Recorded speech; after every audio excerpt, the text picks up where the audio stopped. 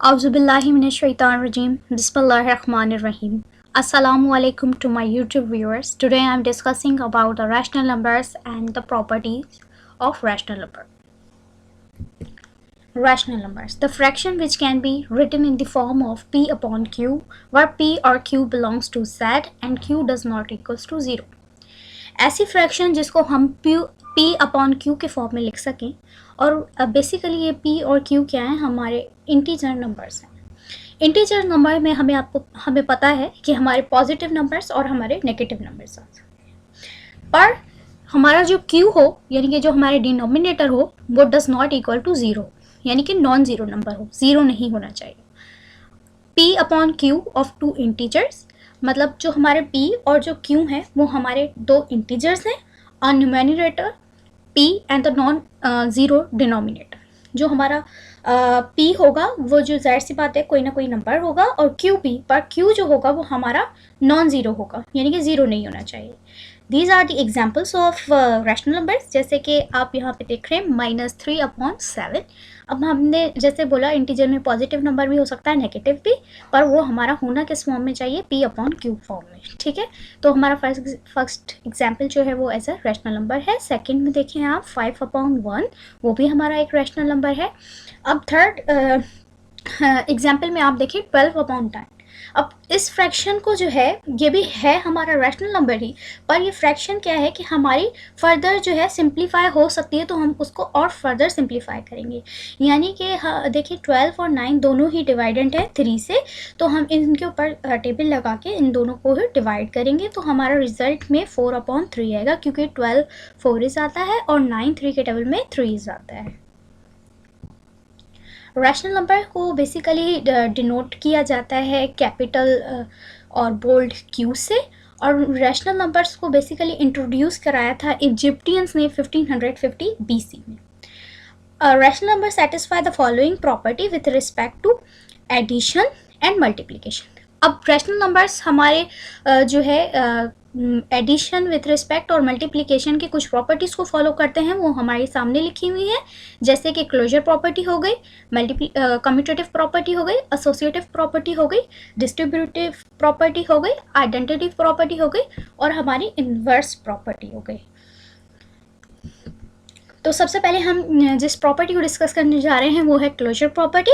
For two rational numbers says x and y results of addition, subtraction and multiplication operations given a rational number, we can say that the rational numbers are closed under the addition, subtraction and multiplication. हमने कोई भी दो suppose किए हैं rational numbers x और y, और उनकी जब हम करा रहे हैं या एडिशन या मल्टीप्लिकेशन, और उसके बाद हमें एक और उसके रिज़ल्ट में जो है हमारा रैशनल नंबर ही मिले, तो हम ऐसे नंबर्स को जो है जाहिर सी बात है अब उनके जो है क्लोजर अंडर द एडिशन हो जाएगा. अगर एडिशन करवाई हुई होगी, सब्ट्रैक्शन करवा के दो रैशनल नंबर्स की आंसर हमें मिलेगा रैशनल नंबर में कोई ना कोई, तो क्लोजर अंडर द सब्ट्रैक्शन हो जाएगा. इसी तरीके से अगर दो नंबर्स की हम मल्टीप्लिकेशन करा रहे हैं और आंसर रिजल्ट में जो है हमें रैशनल नंबर ही मिल रहा है, तो वो क्लोजर अंडर द मल्टीप्लिकेशन हो जाएगा. जैसे कि हमारे सामने ये 3 एग्जाम्पल्स हैं. अगर हमारे पास दो रैशनल नंबर्स हैं 7/6 प्लस 2/5. अब ये हमारे दो रैशनल नंबर्स हैं, p अपॉन क्यू फॉर्म में है, और रिजल्ट में हमें 47/30 मिल रहा है, यानी कि एक और रैशनल नंबर मिल रहा है क्योंकि ये भी p अपॉन फॉर्म में है. तो ये क्या कौन सी प्रॉपर्टी को फॉलो कर रहा है, हमारी closure property under the addition. Second one में 5/6 ये एक रैशनल नंबर है, सब्ट्रैक्ट किया है हमने 1/3 दूसरे एक रैशनल नंबर से, और जिसका रिजल्ट हमें मिलेगा 1/2, वो भी एक रैशनल नंबर है. तो ये कौन सी प्रॉपर्टी को सेटिस्फाई कर रहा है, क्लोजर अंडर द सब्ट्रैक्शन. अब हम अगर थर्ड एग्जाम्पल को देखें 2/5 इंटू 3/7 इक्वल्स टू 6/35. अब हम दो रैशनल नंबर्स की मल्टीप्लिकेशन करा रहे हैं, और रिजल्ट में एक नया नंबर जो हमें फॉर्म मिला है वो 3/37 है, जो कि एक और हमारा रैशनल नंबर है. तो ये closure property under the multiplication, क्योंकि हमें मल्टीप्लिकेशन के बाद मिला है. सही है, तो यहाँ पे closure property of multiplication satisfy हो रही है. Do you know why division is not under the closure property? क्या हमने कभी सोचा है कि क्लोजर प्रॉपर्टी जो है हमारे डिवीजन में क्यों नहीं हो रही? क्योंकि डिवीजन के में हमारी क्योंकि मल्टीप्लिकेशन में भी हो रही है, एडिशन में भी हो रही है और सब्ट्रैक्शन में हो रही है, पर डिवीजन में क्यों नहीं हो रही? डिवीजन में क्योंकि इसलिए नहीं हो रही क्योंकि अगर जब हम किसी चीज़ को 0 से डिवाइड करते हैं तो जाहिर सी बात है वो अनडिफाइंड हो जाएगा उस कंडीशन में, और अनडिफाइंड यानी कि हमारी इन्फिनिटी की कंडीशन में चला जाएगा।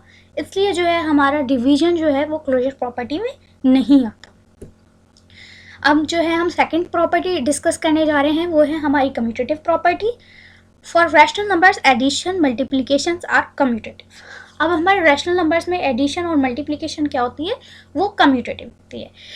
Commutative law of addition a plus b equals to b plus 1। अब इसमें क्या है, अगर हम a में एक हमारा कोई नंबर है और उसमें ऐड करें हैं b को, तो वो इक्वल होगा b प्लस ए, यानी कि जिसमें हमारा ऑर्डर मैटर नहीं करता। अगर हम एडिशन भी करें यानी कि a को b में प्लस कर दें या b में a को प्लस कर दें, ऑर्डर हमारा मैटर नहीं करता इसमें। Second law, the commutative law of multiplication a into B equals to b into A, यानी कि आप a को b से मल्टीप्लाई करें या b को a से मल्टीप्लाई करें, तो इसमें भी हमारा ऑर्डर मैटर नहीं करता। जैसे कि आप एग्जाम्पल में देख सकते हैं, 2/5 हमारा एक रैशनल नंबर है, उसको हमने मल्टीप्लाई किया है 3/7 से, ठीक है, और उसका हमें रिजल्ट मिल जाएगा जब हम मल्टीप्लाई करेंगे तो 6/35, ठीक है। अगर हम 3/7 को पहले रख दें और मल्टीप्लाई कर दें 2/5 से, तो भी हमें आंसर सेम ही मिलेगा, यानी कि ऑर्डर चेंज करने से उसके रिजल्ट पे कोई भी इफेक्ट नहीं पड़ा मल्टीप्लिकेशन में। अगर हम एज अ एडिशन कोई एग्जाम्पल लें, 1 में ऐड कर दें 2 को और 2 को में ऐड कर दें 1 को, तब भी हमें आंसर 3 ही मिलेगा, तो यानी कि हमारा ऑर्डर मैटर नहीं कर रहा।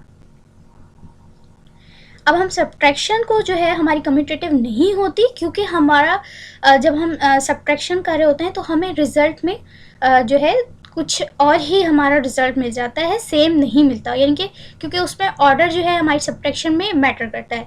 सब्ट्रैक्शन इज़ नॉट कम्यूटेटिव क्योंकि a minus B does not equal to b minus A, क्योंकि हमारा रिजल्ट चेंज हो जाता है। This can be understood clearly with the following example.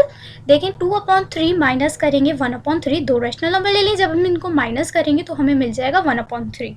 जबकि हम 1/3 को पहले रखें और माइनस करें 2/3 को, तो हमें माइनस के 1/3 मिल जाएंगे।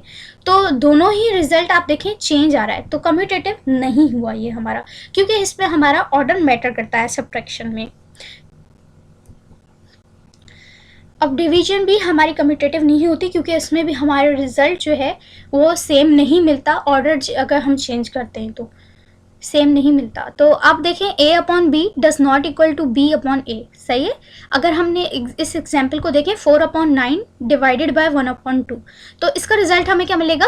9/8, जबकि हम 1/2 को पहले रख लेते हैं और डिवाइड कर लेते हैं 4/9। नंबर तो सेम है पर ऑर्डर चेंज किया है, पर ऑर्डर चेंज करने की वजह से हमें रिजल्ट में देखें 9/8 मिला है।